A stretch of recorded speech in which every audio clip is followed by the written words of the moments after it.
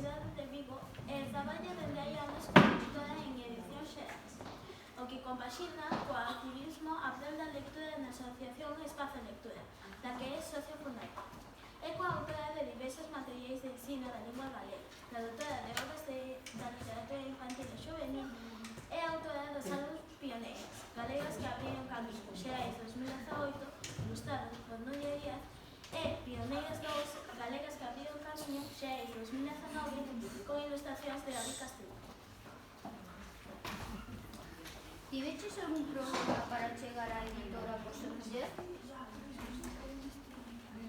Non, a verdade é que non tiven grandes problemas nin para estudar, que iso hai que dicilo, porque non hai moitos anos que as mulleres en Galicia tiñamos moitos máis problemas que os homes para chegar á universidade. Eu tiven a sorte de nacer xa nunha xeración na que o ensino era público, era un dereito non recoñecido. Non tiven, a verdade é que non, sempre no sector editorial e no traballo que desempeño, sempre, creo que sempre recibín un trato bastante igualitario, sí. Como xurdiu a idea de escribir o primeiro libro de Pioneiras?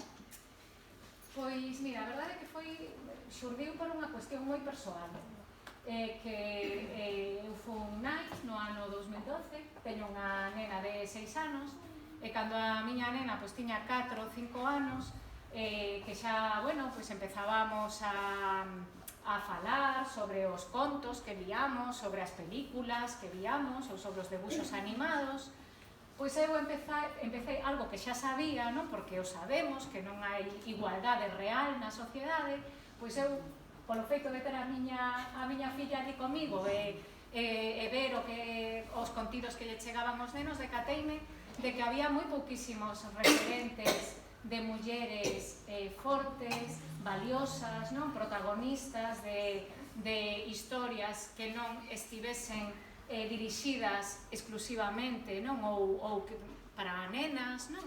E que non existían tantas mulleres que un pouco servisen de espello para as nenas e para as outras mulleres. E un pouco aí foi a orixe, eu empecé a buscar que libros había por aí que lle puidese ler a miña filla, e a partir de aí cheguei a libros semellantes a este, e foi esa orixe, de dicir, bueno, e si existen libros que nos falan de mulleres valiosas de todo o mundo, por que non pensar en que mulleres valiosas temos en Galicia para que as nenas e tamén os nenos, porque tamén é moi importante que os nenos teñan referentes femininos fortes, por que non facer un libro que nos conte quen son as nosas mulleres pioneiras, non?